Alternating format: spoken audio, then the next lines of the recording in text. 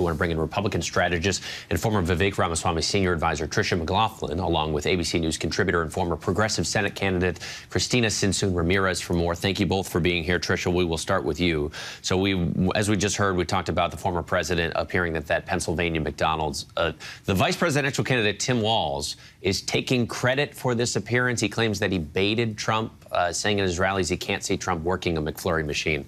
What do you make of this Trump photo op? And who do you think he's trying to reach here?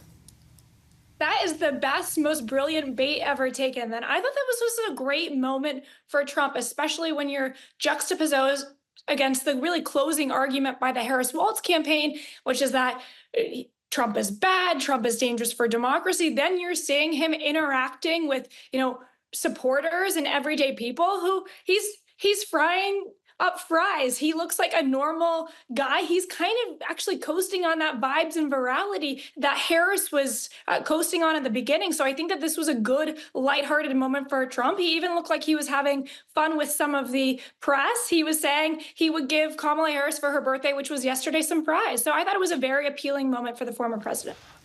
Christina, we saw kind of an ad blitz over the weekend about criticizing the Vice President Harris over her past comments about supporting taxpayer-funded health care for migrants in federal custody, including transgender care. The slogan for the advertisement for the Trump campaign is that Kamala Harris is for they, them, but she's not for us.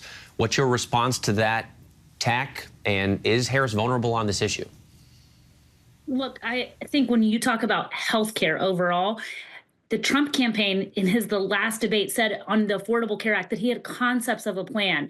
He has tried to go back on rolling back the gains of the Affordable Care Act that are now overwhelmingly popular with the American public. They don't have a plan to deal with the real healthcare issues, the real cost of living issues that Americans are facing. And so they're desperate, going after attacks on the margins and really punching down. And so I think overall, Harris has a plan to make the cost of living more affordable, to rein in greedflation, to bring down the cost of living, and Trump doesn't seem to have anything.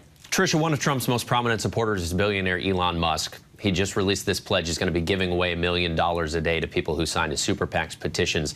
That's also, though, raising some legal questions. Experts telling us giving people money to vote or to register to vote is a federal crime. We did reach out to Musk's political group for comment. We haven't heard back yet. Are you concerned that Musk is maybe walking a fine line here?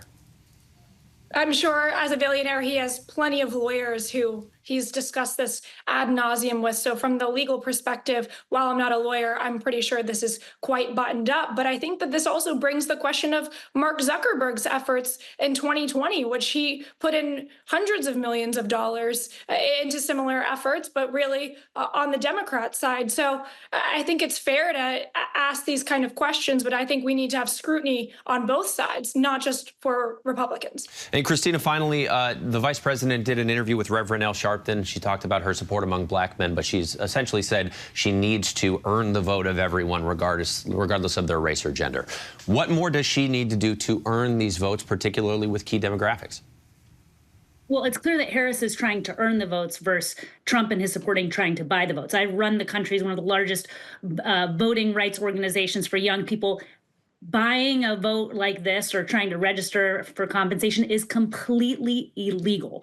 Now, Harris, I think what she's doing is smart. She is saying, look, I'm trying to be the president for every single American. She's spending time talking to Republicans, independents, black voters, and not taking for granted that because she's a black woman that they should vote for her, but that they should vote for her because she has a real plan to address people's pain and a pathway for a policy that will represent all Americans. All right, Christina Ramirez and Tricia McLaughlin, thank you both for your time.